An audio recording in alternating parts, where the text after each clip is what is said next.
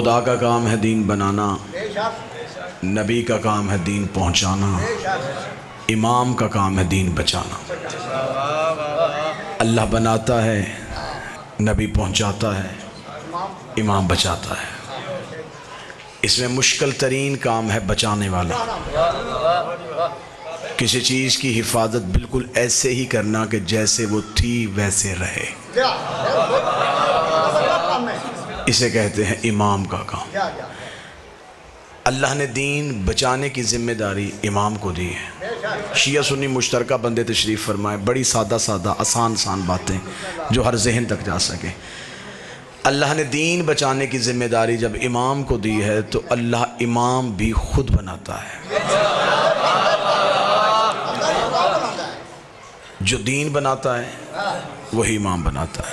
ये हो ही नहीं सकता कि दीन अल्लाह बनाए, इमाम बंदे बनाए। बंदों का बनाया अल्लाह के बनाए की हिफाजत नहीं कर सकता। अल्लाह का बनाया अल्लाह के बनाए की हिफाजत करेगा। काम है उम्मत का इमाम को मानना, बनाना नहीं। कोई एक भी सुन्नी बैठा है तो मैं मिंबर पे मजलिस की आगाज़ कर चुका हूँ, इब्तदा हो चुकी है। 14 की इज़्ज़त की कसम खा के मैं मिंबर आले मोहम्मद पे कह रहा हूँ कि मेरी कौम ने 12 बनाए नहीं माने। एक भी हमने यार इनमें से एक भी मुर्शिद अकील शाह जी हमने खुद नहीं बनाया। जैसे मैंने मिंबर पे बावजू बैठ के अपनी कौम के सामने कसम खाई है, कोई भी बंदा ऐसे कसम दे कि उसने भी अपना इमाम मानना है, बनाया नहीं। ये आम मसला नहीं है कि इमाम जिसे मर्जी इमाम बना ले, नहीं। जो बंदा नमाज हाथ बांध के पढ़ता है वो अपनी मर्जी से नहीं पढ़ता, अपने इमाम के कहने पे पढ़ता है। उसने नबी देखा नहीं, उसके इमाम ने उसे बताया कि नबी ऐसे पढ़ते थे, उसने यहाँ हाथ रख लिया। दूसरे के इमाम ने कहा नहीं नहीं नहीं, नबी यहाँ हाथ रखते थे, उसने यहाँ रख लिया। एक ने कहा नहीं, नबी नाफ के नीचे हाथ रखते थे, उसने यहाँ रख लिया। हमारे इमाम ने बताया कि वो खोल के पढ़ते थे, हमने खोल के पढ़ा। कोई मुश्किल बात एक लम्हे के लिए भी मैंने मजमे से नहीं करनी कि जो मजमे के सर से गुजरे और बंदे मेरी मजलिस के जाने के बाद सोच रहे हों कि पढ़ने वाला क्या पढ़ के गया और हमने सुना क्या है। मजलिस बोलने का नाम नहीं, मजलिस समझने का नाम है। एक बंदे ने बात समझ ली तो मैं समझूंगा मेरे आने का, तुम्हारे बैठने का मकसद पूरा हो गया। 1400 साल हो गए, बंदे अभी तक इसी बहस में उलझे हुए हैं। तेरी नमाज गलत है, मेरी नमाज ठीक है, तेरा वज़ू गलत है, मेरा वज़ू ठीक है। ये सारी बातें बाद में करना, पहले ये पता करो इमाम किसका ठीक है।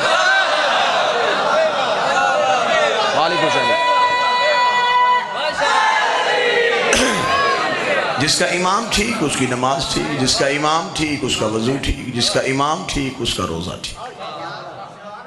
क्योंकि अमल कबूल होने हैं इमाम की वजह से। इसलिए तो अल्लाह ने क़यामत वक्त जो दिन था, अल्लाह ने पूरा मंजर कुरान में लिख दिया। खुदा ने कहा मैंने क़यामत वाले दिन बंदे नहीं उठाने कि उठो अपने अपने अमाल लेके आओ, ना। खुदा ने कहा यौमन नदउ कुल्ल उनासिम बिइमामिहिम, हम तुम्हें बुलाएंगे तुम्हारे इमाम के नाम पे।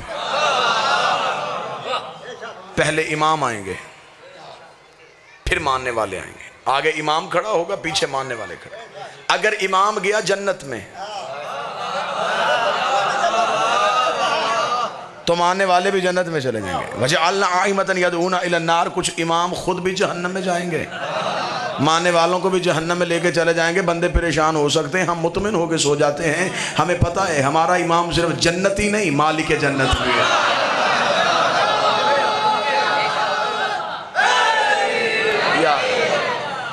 जन्नत मिलनी है इमाम की वजह से, क्योंकि इमाम अच्छा होगा तो मानने वाले पार हो सकते हैं। सादा ज़हन बैठे हैं, बात बड़ी आसान कर देता हूं। मुरीद गुनहगार हो, गुजारा हो जाता है। पीर गुनहगार नहीं होना चाहिए, रहबर अच्छा होना चाहिए। वो काफिले लुट जाते हैं जिनका मीरे कारवाई अच्छा ना हो। हम दुनिया के सामने सीना चौड़ा करके कह सकते हैं हम गुनहगार से, इमाम तो पाक है। हम खता का बिस्मिल्लाह बिस्मिल्लाह, हम खताकार से आए तशरीफ़ लाएँ। ज़ाकिर अहले बैत बरादर वकार जनाब कल्ब अब्बास सलवी साहब तशरीफ़ ले आए।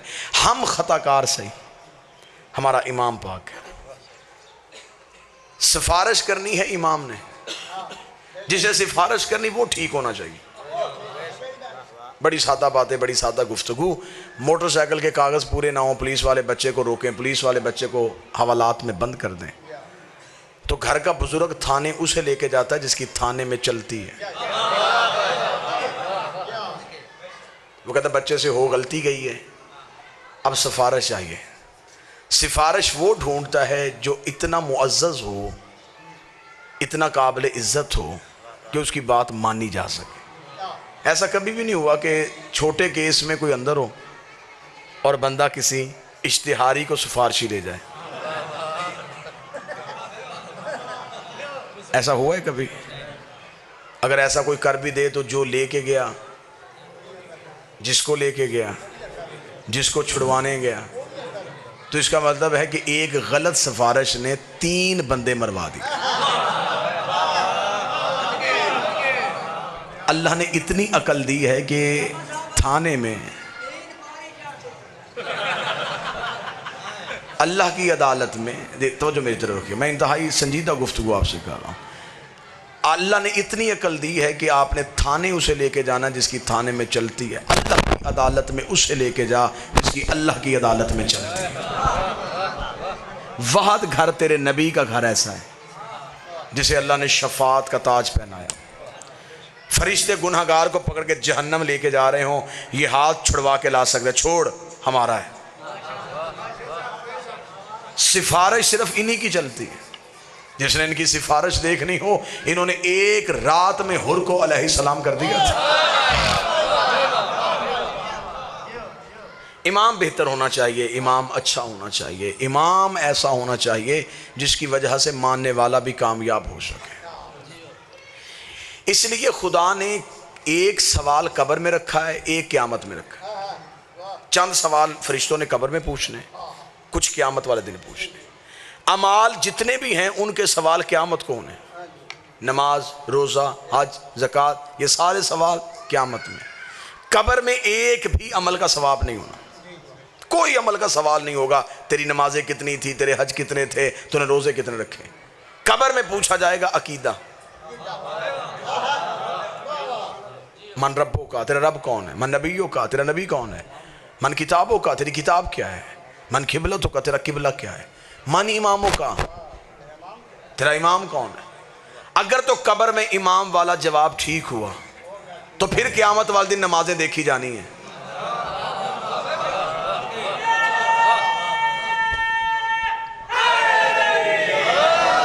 तो अगर कब्र में इमाम वाला जवाब ही गलत हो गया तो फरिश्तों को पता चल जाएगा कि जिसका इमाम ही ठीक नहीं, तो फिर नमाजें तो इमाम की वजह से पढ़ी है ना। तो इसलिए तो इमाम वाला जवाब कब्र में पूछ लेना है। इसलिए तो हम अपने मरने वाले को मरने के बाद भी नहीं छोड़ते, हम उसे कब्र में लिटा के एक बंदा लहद में उतारते हैं और उसे कहते हैं इसके कांधे पकड़। वो कांधे पकड़ता है और मौलवी कब्र के सरहाने बैठ गया, इस्मा इफ हम सुन समझ, तो इसी अकीदे पे हमसे जुदा हो रहा है। तो अल्लाह को रब कहता था, मोहम्मद को नबी कहता था, कुरान को किताब कहता था, काबे को अपना किबला मानता था। और थोड़ी देर बाद तेरी कब्र में 2 फरिश्ते आएंगे, वो तुझसे तेरे इमाम के बारे में सवाल करेंगे। घबराना ना, बोल के जवाब देना, अली मेरा इमाम, हसन मेरा इमाम, हुसैन मेरा इमाम, सज्जाद मेरा इमाम। उस मौलवी का गिरेबान पकड़ के पूछना, जिंदगी में एक ही गवाही नहीं देने दे रहा था, कब्र में 12-12 की क्यों दलवा रहा।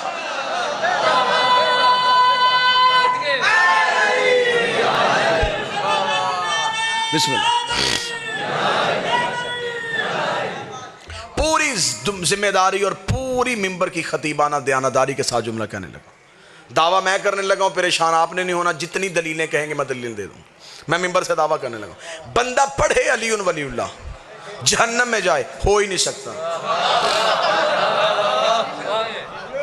मैंने मिंबर पे दावा किया है, अली वलीउल्लाह पढ़ने वाला हर कोई जन्नत में जाएगा। और यही मिंबर पे अलमे अब्बास की इज्जत की कसम खा के दावा करने के तैयार हो, बंदा दुश्मन हो अली की विलायत का, चला जन्नत में जाए, ये भी नहीं हो सकता। हाँ, आगे अली वलीउल्लाह की वजह से जन्नत मिल जाएगी। आगे फिर जन्नत के दर्जे हैं, जन्नत भी एक नहीं है, जन्नत के दर्जे हैं। 7 जन्नतें हैं, मासूम कहते हैं। मासूम फरमाते 7 जहन्नमें। अल्लाह ने जन्नतें भी 7 रखी हैं, दोज़खें भी 7 रखी। मासूम फरमाते जो सबसे आला जन्नत है ना, उसे खुल्द बरी कहते हैं। ये जनाब सैयदा ने मखसूस की हुई है। साहिल ने हाथ बांध के पूछा था, मौला उस जन्नत में जाने के लिए क्या चाहिए? उस जन्नत में तो सिर्फ नबी और मुरसल जाएंगे, हम जैसा उस जन्नत में कहाँ जा सकते जो इतनी आला है? इमाम ने फरमाया नहीं, उस जन्नत में जाने के लिए एक ही शर्त है, हुसैन का अज़ादार हो। शबीर का अज़ादार है तो तू खुल्दे बरी में जाएगा। और मौला जहन्नमों में सबसे ख़तरनाक जहन्नम क्या है? इमाम ने फरमाया हाविया उसका नाम है, गहरी तरीन दोज़ख है, भड़कते हुए शोले हैं, इतनी ख़तरनाक है कि अल्लाह कुरान में कहता है कि हाविया से पनाह मांगो। तुम्हें पता ही नहीं कि हाविया क्या है। बंदे ने जाफर सादे से पूछा, मौला ये हाविया जहन्नम किन लोगों के लिए बनाई गई है, उनका गुनाह क्या है? फिर मैं एक ही गुनाह है, हमारे दादे अली की विलायत से दुश्मन है। सिर्फ अली वलीउल्लाह का दुश्मन जो है वो चला जाएगा हाविया में, और हुसैन का अज़ादार जाएगा खुल्दे भरी में। एक बंदे ने कूफे में आके मौला अली के कदमों में गिर के पूछा, उसने कहा या अली यहाँ आपसे मोहब्बत है तो यहाँ आप हर मुश्किल में हमारी मदद करते हैं, जैसे यहाँ करते हैं वहाँ भी करेंगे? क़यामत वाले मैदान में हमारी मदद आप कर लेंगे? वहाँ तो कोई किसी को नहीं पहचानेगा। जो अली ने जवाब दिया, जवाब सुनना। अली मुस्कुरा के फरमाते जहाँ अमाल तुलने हैं वहाँ अली तुम्हारा इंतज़ार करेगा। तुम मेरा इंतज़ार नहीं करोगे, तुम मेरा इंतज़ार नहीं करोगे, मैं तुम्हारा इंतज़ार करूँगा। उसने कहा मौला अगर वहाँ तक पहुँच गए तो वहाँ इतना रश, नफ्सा नफ्सी का आलम, प्यास से ज़ुबान हलक से बाहर, औलाद बच्चों को नहीं पहचानेगी, बच्चे माँ बाप को नहीं पहचानेंगे। इतने नफ्सा नफ्सी के आलम में अगर हम वहाँ पहुँच भी गए तो या अली कोई निशानी बताइए, आप तख्त पे होंगे, आप ताज पहने होंगे, आप पर्दे के पीछे होंगे, आप दाएँ खड़े होंगे, आप बाएँ खड़े होंगे, कोई निशानी बताएँ जहाँ हम पहुँचें और वहाँ सामने आप बैठे हो। अली मुस्कुराए, मुस्कुरा के फरमाते हैं ढूंढने की ज़रूरत ही नहीं पड़ेगी, अना साहिबुल मैज़ान, तराजू ही अली के हाथ में होगा, तोल ही अली रहा होगा। उसने कहा या अली अगर आप तोल रहे होंगे तो अगर हमारे गुनाह ज़्यादा हो गए तो आप अदल देखेंगे या हमारी मोहब्बत देखेंगे? अली फरमाते वहाँ तक पहुँचाना, रह गई तुम्हारे अमाल की कची कमी, उसे हम ऐसे पूरी कर देंगे जब फरिश्ते एक पलड़े में गुनाह रखेंगे, दूसरे में नेकियां रखेंगे। अगर गुनाहों का पलड़ा वजनी हो गया तो हम फरिश्तों से कह देंगे एक पलड़े में इसके गुनाह रखो, दूसरे में हमारी विला रखो, एक में गुनाह रखो, दूसरे में विला रखो। फिर हम देखेंगे तुम्हें तुम्हारे गुनाह जहन्नम में लेके जाते हैं या हमारी विलायत तुम्हें जन्नत में लेके।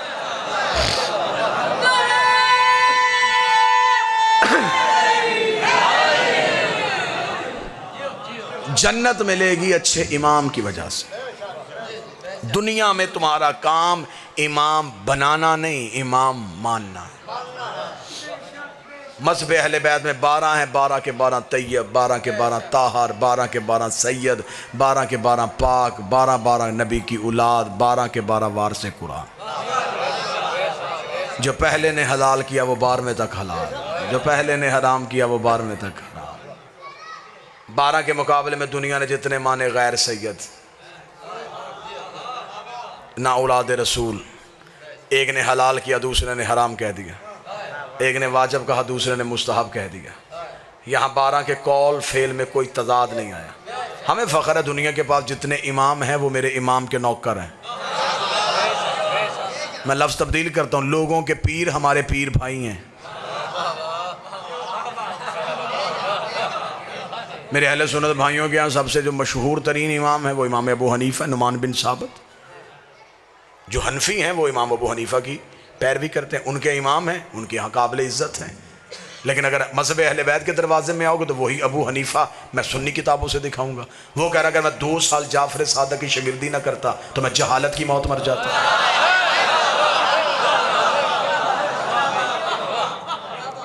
उधर इमाम है, इधर नौकर है।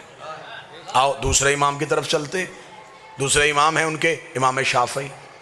उसने तो हद ही कर दी, उसने तो इंतहाई कर दी। ऐसा जुमला कह दिया कि आज तक अकलें शजदर हैं। इमाम शाफ़ी ने कहा माता शाफ़ी लैसा यदरी अली रब्बाहु अम रब्बाहुल्लाह। शाफ़ी मर गया मगर पहचान ही नहीं सका अली अल्लाह है या अल्लाह अली है। आए एक इमाम का नाम लेते आए, यूं अंबार लगाऊं मैं उन इमामों के। तीसरे इमाम है उनके अहमद बिन हम्बल उनका नाम है, उनके मानने वाले हम्बली कहलाते हैं। इमाम अहमद बिन हम्बल से उनके बेटे ने पूछा बाबा मुझे रुतबों के एतबार से सहाबा के नाम लिखवा। उन्हें 3 सहाबा का नाम लिखवा के अली का छोड़ के बाकी नाम लिखवाने शुरू कर दिए। तेरा नाम जब होगा तो बेटे ने कागज़ कलम ज़मीन पे फेंक दिया। उसने कहा बाबा मैं सोच रहा था कि आप अली का नाम अब लिखवाएंगे, अब लिखवाएंगे, अब लिखवाएंगे, अब लिखवाएंगे। बाबा इतनी दुश्मनी है आपके दिल में अली की, तेरा नाम गुजर गए, आपने अभी तक अली का नाम ही लिखवाया। अहमद बिन हम्बल ने बेटे को झिड़क दे के कहा शर्म कर, तू सहाबा का पूछ रहा है, अली सहाबी नहीं, अली मोहम्मद का भाई है।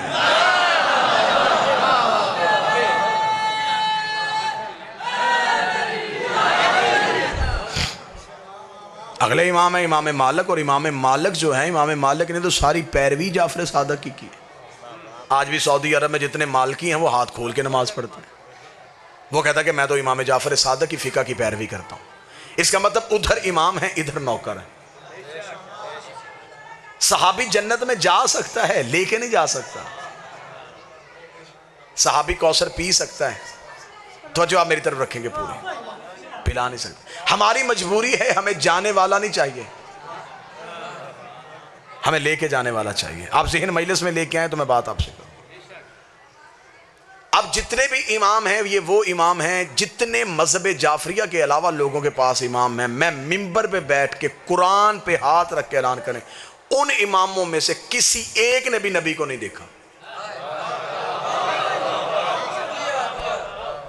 अगर आप उससे तरीक़े पूछेंगे मैं तरीक़े बता दूंगा। एक 75 साल बाद आया, एक 85 साल बाद आया, एक 95 साल बाद आया, एक 120 साल बाद आया।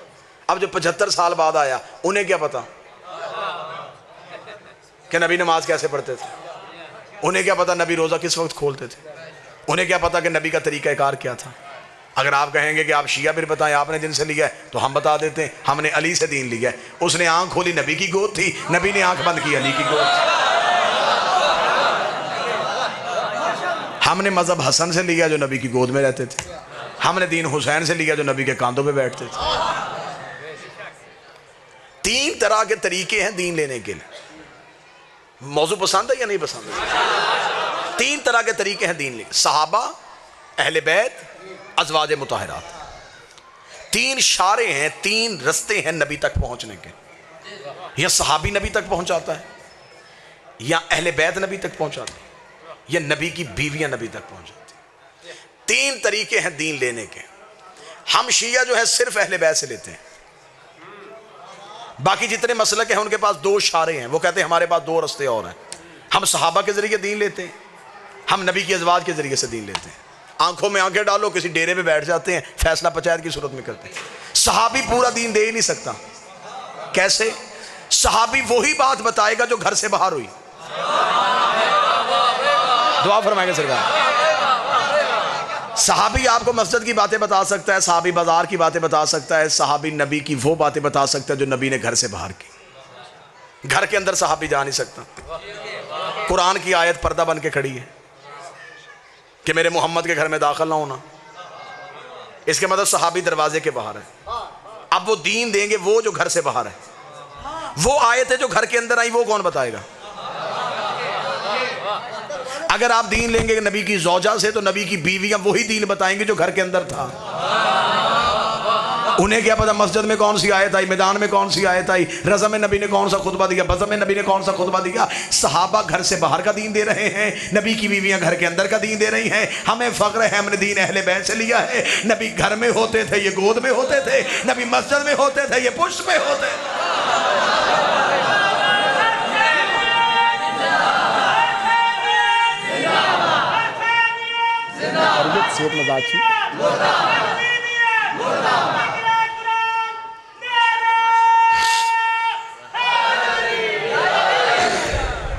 मतवजे हैं सब।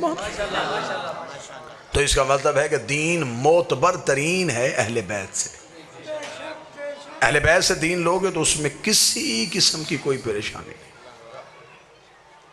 सहाबा का मवाजना अहले बैत से नहीं हो सकता, नबी की बीवियों का मुकाबला अहले बैत से नहीं। अच्छा अगली मजे की बात बताऊं, दुनिया के पास जितने हैं वो नबी के हैं, हमारे पास जितने हैं वो नबी से हैं। जो चुप बैठे हैं वो वजह पूछ रहे हैं, मैं वजह पढ़ता हूं। लोगों के पास के हैं, नबी के सहाबी, नबी की बीवी, नबी के रिश्तेदार, नबी के करीबी।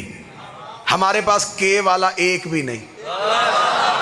या अली अंता मिन्नी, ए अली तू मुझसे, हसन मिन्नी, हसन मुझसे, हुसैन मिन्नी, हुसैन मुझसे, अल फातिमा तो बस अत मिन्नी, फातिमा मुझसे। उधर के है इधर से है, दरूद के वालों पे नहीं होता, से वालों पे। बिस्मिल्लाह। दरूद के वालों पे नहीं, दरूद से वालों पे। हमारे पास के नहीं, हमारे पास से है।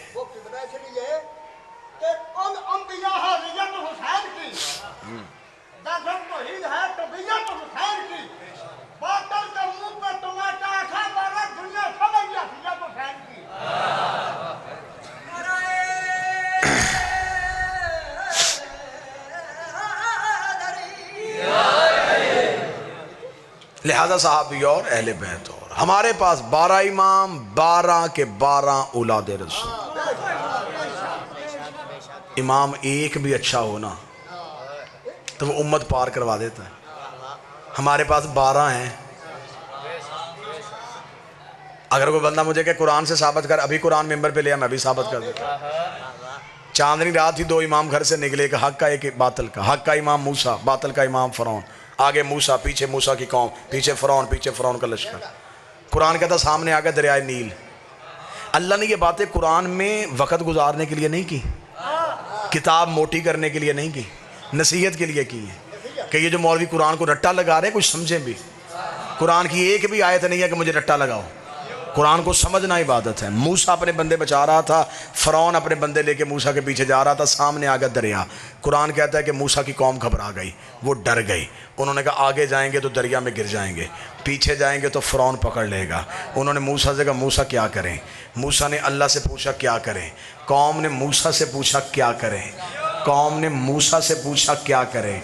मूसा ने अल्लाह से पूछा क्या करें। लफ्ज़ फिर दोहराने लगा, कौम ने मूसा से पूछा क्या करें, मूसा ने अल्लाह से पूछा क्या करें। खुदा ने का तरीका भी यही होता है, रैयत हुज्जत से मांगे, हुज्जत अल्लाह से मांगे, बंदे इमाम से मांगे, इमाम अल्लाह से मांगे। कौम ने सीधा या अल्लाह मदद नहीं कहा, डायरेक्ट या अल्लाह मदद नहीं कहा। कौम को पता था कि जब हुज्जत दरमियान में हो तो फिर डायरेक्ट अल्लाह से ताल्लुक़ नहीं बनाते, हुज्जत के ज़रिए अल्लाह को बुलाते हैं। कौम ने मूसा से कहा, मूसा बता के, तवज्जो मेरी तरफ करना, मूसा बता क्या करे। मूसा ने अल्लाह से पूछा, अल्लाह बता क्या करें। आवाज़ परवरदिगार आई, आवाज़ कुदरत आई। देखेंगे आप मेरी तरफ तो मैं जुमले पढ़ूंगा, वरना मैं यहीं पे 2 सतरे मुसाहिब की पढ़ के छोड़ दूंगा। कौम ने मूसा से पूछा बता क्या करें। मूसा ने अल्लाह से पूछा बता क्या करें। खुदा ने फ़ौरन कहा मूसा हमने तुझे असा मोजे पे दिया है, इस असा को दरिया पे मार। मूसा ने असा को दरिया पे मारा, लहरें फट गई, पानी ने रास्ता दे दिया, रास्ता बन गया। कबीले 12 थे, कौमें 12 थी। मूसा ने कहा मेरे मालिक रास्ता तूने एक बना दिया, कबीले मेरे पीछे 12 हैं। खुदा ने कहा मूसा परेशान ना हो, दोबारा असा दरिया पे मार। मूसा ने दोबारा असा दरिया पे मारा। कुरान कहता रास्ते बन गए 12, रास्ते बन गए 12, रास्ते बन गए 12। आप अगर इधर उधर देख चुके हैं तो हदायत के रास्ते होते ही 12 हैं, नजात के रास्ते होते ही 12 हैं। मूसा ने अपनी कौम पार करवा दी, मूसा कौम पार लेके चला गया। कुरान मेरे सर पे रख, अल्लाह ने एक मासूम को इतनी ताकत दी है कि वो 12 कौमें पार करवा देता है। 12 मासूमों में इतनी ताकत नहीं कि वो एक कौम को पार कर।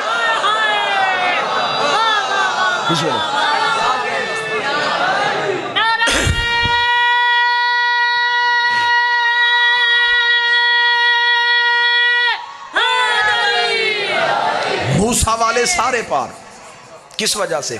अमलों की वजह से, इमाम की वजह से। या तो मुझे कोई मौलवी साबित करे कि अल्लाह ने मूसा के बंदे अमल देख के दरिया से गुजारे थे, कि एक फरिश्ता दरिया के बाहर खड़ा हो गया था, ना ना ना पहले अमाल दिखाओ फिर बचाऊंगा। नहीं, उन्होंने कहा सारे गुजारो, इमाम अच्छा है। फरौन के सारे मरे, इमाम बुरा था। मूसा वाले बचे इमाम की वजह से, फरौन वाले मरे इमाम की वजह से।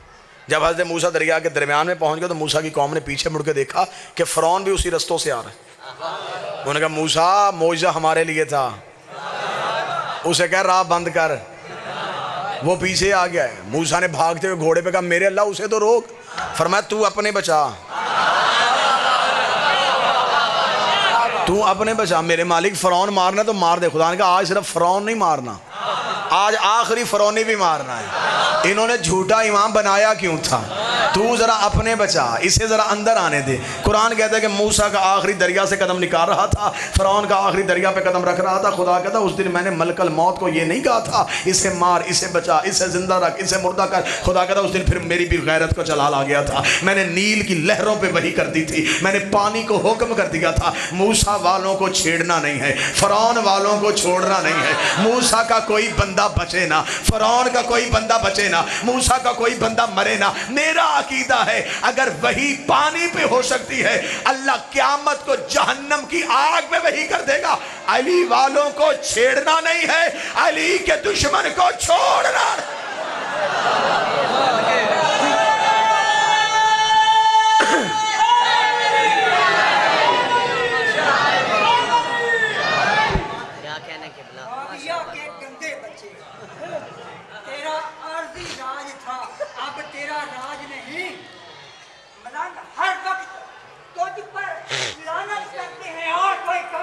बिस्मिल्लाह। आपने 100% अली को माना है, मुर्शिदों के मोहताज नहीं।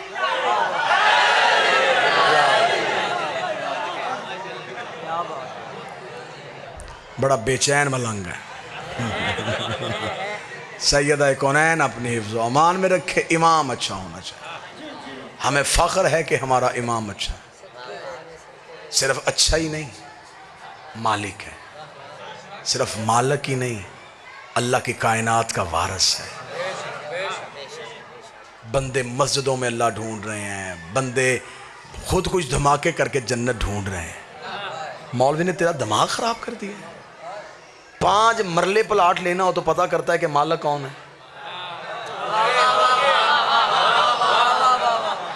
बंदे को जगह पसंद आ जाए और बंदा घर देखने के लिए जाए, दरवाजे पे दस्तक दे और कलबवास अंदर से एक बूढ़ा बंदा बाहर निकले। बंदा कहे जी मैं ये घर ख़रीदना चाहता हूँ। अकील शाह जी वो कहे कि मैं बेच देता हूँ। बंदा कहे जी तू मालिक है? वो कहे नहीं, मैं मालिक का सुसर हूँ।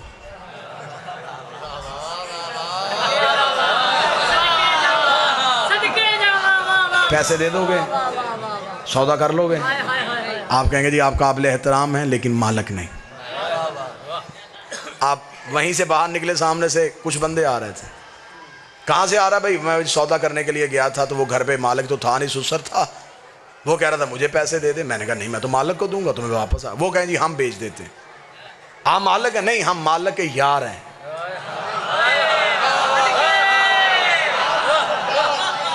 यारों को पैसे दिए, सुसर को पैसे दिए, साले को पैसे दिए, मालिक को दिए ना। तो अल्लाह ने इतनी अकल दी है कि 5 मरले के लिए मालिक ढूंढता है, सारी जिंदगी जन्नत ढूंढता रहा और मौलवी से पूछा ही नहीं कि जन्नत का मालिक कौन है। मालिक के पास जा।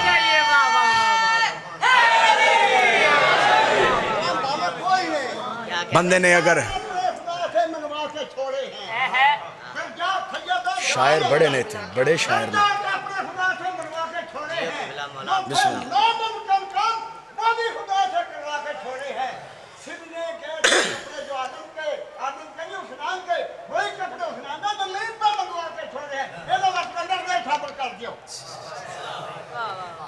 मतवजे हैं साहब। लिहाजा जन्नत है आले मोहम्मद की मलकियत में। आखिरी जुमला, मेरे बाद मेरे छोटे भाई हैं, वो आपसे बेहतर खिताब फरमाएंगे। 5 मरले जगह के लिए बंदे कागज़ देखते हैं। जन्नत की मलकियत देखनी, आप कुरान में मैं तुझे रजिस्ट्री दिखाऊं। मैं कुरान में तुझे बैनामा दिखाऊं। अल्लाह ने सौदा किया है जन्नत का, रजिस्ट्री कुरान में है। सूरत दहर में मालिकों का नाम लिखा हुआ है। खुदा कहता मैंने जजा में दे दी है। जन्नत भी हरीरे जन्नत है। हरीरे जन्नत कहते हैं जन्नत की खुशबू। खुदा कहता खुशबू भी मेरे पास नहीं, अब वो इन्हीं के पास है। मैंने दे दिया, इन्होंने खरीद लिया, इन्होंने कीमत ही मुझे इतनी दे दी थी। मैं हर नबी से कहता रहा खरीद लो खरीद लो खरीद लो, किसी नबी से कीमत दी ही नहीं की। इन्होंने इतनी कीमत दे दी है कि मैंने अता में नहीं दी, जजा में दे दी। अताएं वापस हो जाती हैं, जजाएं वापस। इन्होंने पूरी कीमत दे के मुझसे खरीद ली है। खुदा कहता अब इनकी है, अब बेटे के हाथ बकवाएं या बहलोल के हाथ बिकवाएं, अब इनके बच्चे बेचें या इनके नौकर बेचें, अब इनकी है, इनकी मलकियत है, अब ये जिससे मर्जी बिकवा दे। हर नबी ने जन्नत की कीमत उम्मत से मांगी बड़ी। हर नबी ने अपनी उम्मत से कहा जन्नत दूं, उम्मत ने कहा दे। नबी ने कीमत मांगी, 50 नमाजें पढ़ो, 3 माह के रोजे रखो, मेरे साथ ये मिल के काम करो। उम्मत घबराती रही, लोग जन्नत से पीछे हटते गए। हर नबी ने जन्नत इतनी महंगी रखी, लोग देख देख के तरसते रहे। हुसैन के दरवाजे पे आई, हुसैन ने इतनी सस्ती की, इतनी सस्ती की, जिसे बंदे सजदों में ढूंढ रहे थे हुसैन ने एक आंसू में रख दिया। वहां नबी कह रहे थे सजदे दो जन्नत लो, नमाजें दो जन्नत लो, सर दो जन्नत लो। हुसैन ने कहा कुछ भी ना दे, एक आंसू दे, ले मुझसे जन्नत। अब अगली सत्र कहूंगा, कोई हाय कह देगा तो उसकी मेहरबानी है। हुसैन ने ली महंगी, बेची सस्ती।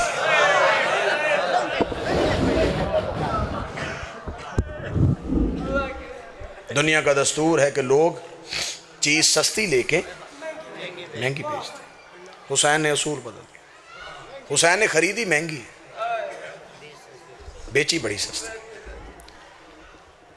तुम्हें एक आंसू में दे दी, हुसैन ने खुद एक आंसू में ली थी। अकबर जैसा बेटा, अब्बास जैसा भाई, औनो मोहम्मद जैसे भांजे, कासम जैसा भतीजा, ये सारी चीजें भी दे देता तो शायद जन्नत तुल जाती। हुसैन ने कीमत इतनी बढ़ाई कि बहन की चादर दे दी।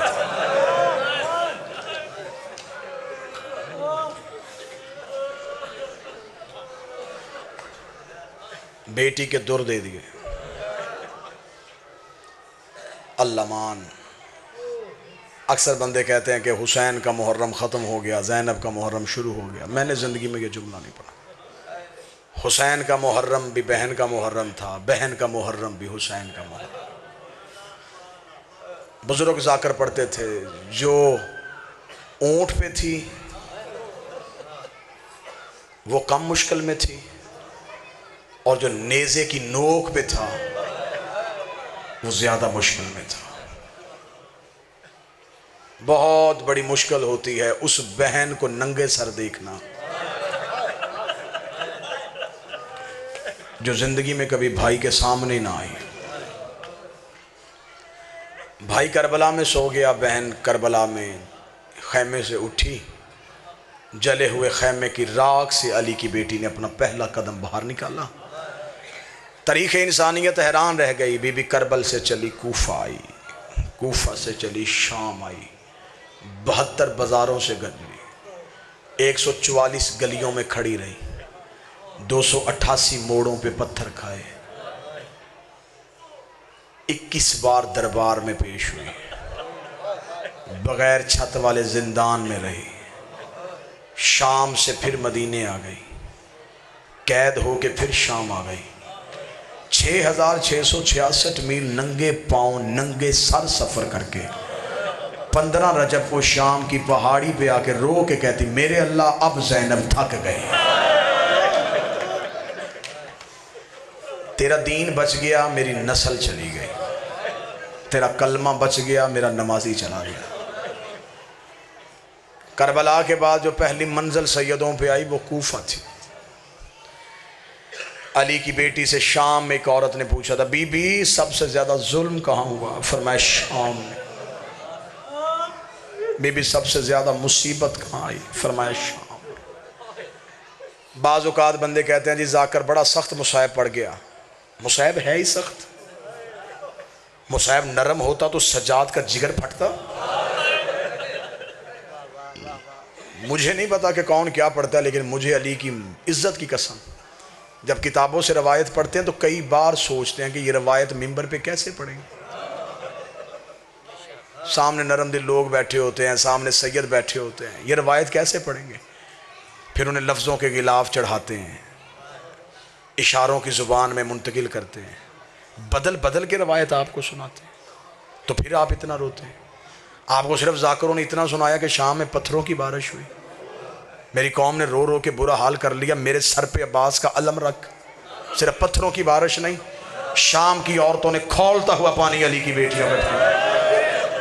जिसके हाथ में बर्तन था इसने बर्तन फेंक दिया, जिसके हाथ में गर्म पानी था इसने उबलता हुआ पानी फेंक दिया। खुद मौला सजाद कहते हैं जब बाजार शाम अबूर किया, दीवार के साथ लग के खड़ी हुई अली की बहुएं, सजाद कहता मैं पहचान ही नहीं सका इनमें अकबर की माँ कौन है, असगर की माँ कौन है, कासिम की। बाजार शाम तो पढ़ा ही नहीं गया। बाजार शाम पढ़े वो जिसने पढ़ने के बाद मर जाना हो, बाजार शाम सुने वो जिसने सुनने के बाद मर जाना। खबर ही नहीं कि शाम में कितना जुल्म हुआ। बीबी ने कहा सबसे ज्यादा जुल्म शाम में हुआ। औरत ने पूछा बीबी सबसे ज्यादा मुसीबत? फरमाया शाम में। औरत ने सवाल बदला, उसने कहा बीबी सबसे ज्यादा तकलीफ कहाँ हुई? अली की बेटी ने कहा कूफे में। उसने कहा बीबी जुल्म शाम में, तकलीफ कूफे में क्यों? सैयद बैठे हो तुम पे वाजिब है हाय करना, उम्मती हो तो सर झुका लेना, ना आंसू आ सके सर झुकाना बीबी की गुर्बत पे। बीबी रो के कहती सबसे ज्यादा तकलीफ कूफे में इसलिए हुई, शाम वालियों को नहीं पता था मैं कौन हूं। कूफे की हर औरत को पता था मैं अली की बेटी हूं। शाम की औरतों ने मुझे बागी की बहन समझ के मारा, कूफे की औरतों ने मुझे अली की बेटी समझ के मारा। कूफे में तो उन औरतों ने मुझे पत्थर मारे जो मुझसे कुरान पढ़ती रही। मुसीबत और मुश्किल कूफे में भी बड़ी आई। बीबी का ऊंट कूफे का सदर दरवाजे पे गया, पहला बाजार कूफे का आया, यहाँ अली की बेटी रोई, रो कर दी सज्जाद जी अम्मा जालिम से क्या मैं इस बाजार से नहीं गुजरूंगी। मौला सज्जाद की आवाज है अम्मा क्या मजबूरी है? रोकदी सजाद कैसे गुजरूं, इस गली में हबीब का घर है और दुआ किया करो किसी नौकर के घर के सामने से कोई सरदार उजड़ के ना गुजरे। इस गली में हबीब का घर है। अम्मा हबीब तो करबला में मारा गया। सजाद हबीब का बेटा मकान की छत पे खड़ा है, मैं उसके सामने बगैर चादर के गुजरूं? मौला सजाद ने जालम से कहा कमीना बाजार बदल। इसने कहा हमें रास्ता बदलने का हुक्म नहीं, हमने इसी बाजार से गुजरना है। अली की बेटी की रो के आवाज़ सजाद इससे क्या, अगर इसी बाजार से गुजरना है तो एक काम कर, मेरा ऊंट हबीब के मकान की छत के करीब कर। सजाद रो कहते अम्मा पहले कह रही थी गुजरूंगी कैसे, अब मकान की छत के करीब क्यों जा रही है? रो कहती आ तो गई हूँ, इसके बेटे को बाप का पुरसा तो दे लूँ। और बीबी तेरी गुर्बत के सदके तेरे 9 मारे गए, तुझे रोने कोई नहीं आया। तेरे घर से 72 जनाजे निकले, तुझे पुरसा देने कोई ना आया। रो के कहती मेरा ऊँट कर हबीब के मकान की छत के करीब, मैं हबीब के बेटे को हबीब का पुरसा दूँ। बीबी का ऊँट मकान की छत के करीब है, ज़्यादा से ज़्यादा 1.5 मिनट सलाम। रो सको रोना, चीख मार सको चीख मारना, हाय कह सको हाय कह। जब बीबी का ऊँट हबीब के मकान की छत के करीब आया, हबीब का बच्चा छत पे खड़ा था। बीबी देख के कहती हो बच्चा कैदियों का तमाशा देख। बच्चा आंखों पे हाथ रख के कहता मुझे मना किया है मेरे बाबे ने, हम कैदियों का तमाशा नहीं देखते। बीबी की आवाज़ छत पे क्यों खड़ा है? रो के कहने लगा मैं तो अराक की तरफ मुंह करके खड़ा हूँ। बीबी रो कहती तेरा अराक में कौन आया है? रो के कहता वहाँ मेरा मौला आया हुआ है, मेरा बाबा मौला से मिलने के लिए गया है, मेरे बाबा को मेरे मौला का ख़त आया था, मैं रोज़ छत पे खड़ा होके अपने बाबे का राह देखता, कहीं दूर से मेरा बाबा आता। इतना कहना था। बीबी तड़पी। बीबी कहती या बुनैया अलैया, ओ बेटा करीब आ। बीबी ने इतना कहा बच्चा हटना शुरू हो गया। जब बच्चा चंद कदम पीछे हटा, बीबी ने रो के कहा मैं बुला रही हूं तू आ क्यों नहीं रहा? उसने जो जवाब दिया बंदा पढ़े अली वली जिगर ना फट जाए। बीबी ने कहा मैं बुला रही हूं तू आ क्यों नहीं रहा? बच्चा रो के था बीबी मैंने पहली बार कोई औरत कैदी देखी है। मैंने आज तक कूफे में मर्दों के हाथ बदे देखे थे। अल्लाह जाने तेरे हाथ छुड़वाने वाले कहाँ चले गए और तेरे हाथ की जुर्म में बांधे। बीबी रो के कहती मेरा जुर्म बाद में पूछना, पहले जल्दी कर। अपनी माँ को कह छत पे तुझे कैदन बुला रही है। हबीब के बेटे के चेहरे पे सुर्खी आई। देखा बीबी मैं अपने बाबे के बाद घर की गैरत का वारिस हूँ। मेरी माँ कभी भी मकान की छत पे नहीं आई। वो अली की बेटी की कनीज है। वो ज़ैनब से कुरान पढ़ती रही है। इतना जुमला कहना था, हबीब के सर ने परवाज किया, मकान की छत पे आया, आवाज आई माँ को कहे आग लगा बुरके को। दरवाजे पे अली की बेटी खड़ी है, दरवाजे पे मोहम्मद की बेटियां।